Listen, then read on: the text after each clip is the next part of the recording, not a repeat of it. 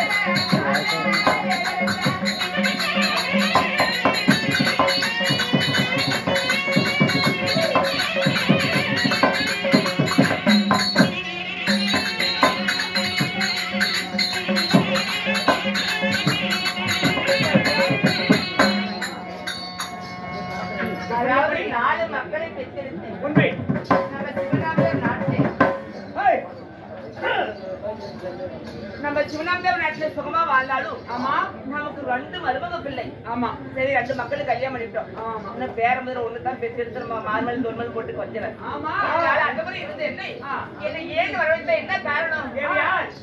இப்படி திருமணம் செய்து நமது நாட்டு வாழ்ந்திருந்தாலும் என்னே 2 பேருக்கு திருமணம் செய்து வச்சிருக்கிறோம். அங்கங்க நாமளோ சிறிய நாட்டு சேர்ந்தவங்க பக்கத்து நாட்டு மன்னர் இருக்கிறாமெல்லாம் அங்கங்க பணம் வாங்கி பெரிய மகனுக்கு நடுமகனுக்கு திருமணம் செஞ்சு வச்சோம். இன்னைக்கு பாரு எல்லாமே பாமர மக்கள் தான். ஆமா ஒரு பையனை கல்யாணம் பண்ணா கடனோட வாங்கி சரியா கொடியும் தாலியும் போட்டு பையனை கல்யாணம் பண்ணி பச்சை பண்ண வச்சு ஊரெல்லாம் உரமெல்லாம் போட்டு நம்ம பையனுக்கு ரெண்டா கல்யாணம் பண்ணோம் சரியா அப்படின்னு நம்ம கடனோட வாங்கி கல்யாணம் பண்ணிப்போம். கடனை கட்டணுமே கடனை கட்டணுமே நம்ம கடனை கட்டணும்னா என்ன பண்ணோம்? நம்ம சொந்த தொழில் இருக்குது வியாபாரம் பண்ணணும். அந்த வியாபாரம் பண்ணாவது கொஞ்சம் கொஞ்சமா நம்ம கடனை கட்ட முடியும். ஆமாங்க. எப்பறம்? ஏன்னா, நமக்கு சுயமான குலை தொழில் இருக்கு. ஆமா. இவனாட்டம் தொண்டா இருந்தா கூட தப்பு இல்ல, கடனை கட்ட முடியாது. என் வீட்டுக்காரா சுயமான சின்ன தொழில் செய்த சுயமா நம்ம கௌரவமா உழைச்சு சாப்பிடணும். சரிங்க, சந்தோஷம். அதனால என்னங்க பண்ணணும்? வெளிநாட்டுக்கு சென்று வியாபாரம் செய்தாவது இந்த கல்யாண கடனை கட்டணும். அதனால அந்த பிள்ளைக்கு அழைத்து ஆமா, நம்ம 3 மக்களை கூப்பிட்டு அலாட்டி கூப்பிட்டு ஒரு ஆலோசனை கேட்போம். அவங்க கேட்கலாம். நம்ம பிள்ளைங்க என்ன சொல்றாங்களோ அதை மட்டும் நம்ம செய்யலாம். இது அவங்க சொல்லுங்க. அண்ணே, நான் 2 பேரும் உள்ள போறோம். உள்ள போறீங்களா? ஆமா. ஏன் கொலை பண்ணிட்டீங்களா? ஏய், நாங்க சந்தோஷமா சக்கரமணி போதும். ஏய், ஏங்க வாங்க, பையன் கூட்டியாங்க. ஏன் தாயாரி வைக்கிறத பாருங்க.